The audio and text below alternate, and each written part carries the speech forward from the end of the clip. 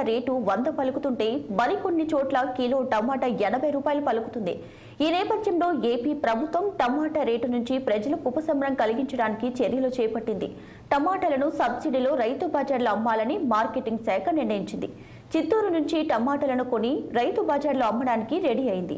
10 రోజుల్లో 30 టన్నుల టమాటాలను కొని కృష్ణా, గుంటూరు, ఎన్టీఆర్ జిల్లాలకు పంపిణీ చేస్తారు. ఈ ప్రక్రియ కోసం ప్రతి జిల్లాకు 5 లక్షల రూపాయలు రివర్స్ ఇన్ఫండ్ ఇవ్వబోతున్నారు. ఇతర రాష్ట్రాల నుంచి సరుకు తగ్గడంతో పాటుగా దేశంలో వర్షాలు అక్కడక్కడ కురవడంతో ఆయా ప్రాంతాల్లో టమాటా దిగుమతి తగ్గింది. నాణ్యమైన సరుకు మార్కెట్కి రాకపోవడంతో పరిస్థితులు రేటు ధరల పెరుగుదలపై ప్రభావం చూపిస్తున్నాయి. అందుకే మదనపల్లి మార్కెట్లో డిమాండ్ పెరుగుతుందని అధికారులు చెబుతున్నారు. ఆ విధంగా సర్కార్ కూడా చిత్తూరు జిల్లా నుంచి టమాటాలు కొని రైతు బజార్లో విక్రయించడానికి సిద్ధమవుతున్నారు. మొత్తానికి ఏపీ మార్కెటింగ్ శాఖ తీసుకున్న నిర్ణయానికి హర్షం వ్యక్తం అవుతుంది. అయితే ఎంత మొత్తం సబ్సిడీ ఉంటది అన్నదాత ఈ క్లారిటీ ఇవ్వలేదు.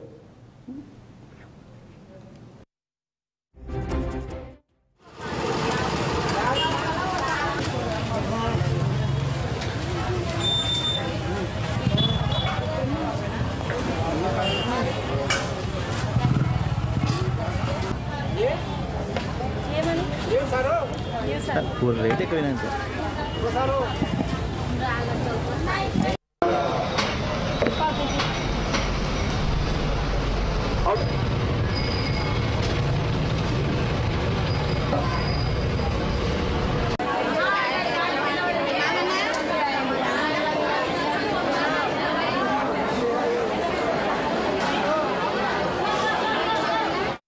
తెలుగు రాష్ట్రాల్లో టమాటా ధరలు మండిపోతున్నాయి. కొన్ని చోట్ల కిలో టమాటా రేటు 100 పలుకుతుంటే మరికొన్ని చోట్ల కిలో టమాటా 80 రూపాయలు పలుకుతుంది.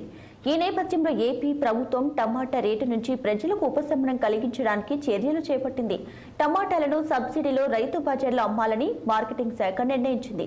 చిత్తూరు నుంచి టమాటాలను కొని రైతు బజార్లో అమ్మడానికి రెడీ అయింది. 10 రోజుల్లో 30 టన్నుల టమాటాలను కొని కృష్ణా, గుంటూరు, ఎన్టీఆర్ జిల్లాలకు పంపిణీ చేస్తారు. ఈ ప్రక్రియ కోసం ప్రతి జిల్లాకు 5 లక్షల రూపాయల రివర్స్ ఇన్ఫండ్ ఇవ్వబోతున్నారు. ఇతర రాష్ట్రాల నుంచి సరుకు తగ్గడంతో పాటుగా దేశంలో వర్షాలు అక్కడక్కడ కురవడంతో ఆయా ప్రాంతాల్లో టమాటా దిగుమతి తగ్గింది. నాణ్యమైన సరుకు మార్కెట్కి రాకపోవడంతో పరిస్థితులు రేటు ధరల పెరుగుదలపై ప్రభావాన్ని చూపిస్తున్నాయి. అందుకే మదనపల్లి మార్కెట్లో డిమాండ్ పెరుగుతుందని అధికారులు చెబుతున్నారు. ఆ విధంగా సర్కార్ కూడా చిత్తూరు జిల్లా నుంచి టమాటాలు కొని రైతు బజార్లో విక్రయించడానికి సిద్ధమవుతున్నారు. మొత్తానికి ఏపీ మార్కెటింగ్ శాఖ తీసుకున్న నిర్ణయానికి హర్షం వ్యక్తమవుతుంది. అయితే ఎంత మొత్తం సబ్సిడీ ఉంటుంది అనేది అన్నదాత ఇంకా క్లారిటీ ఇవ్వలేదు.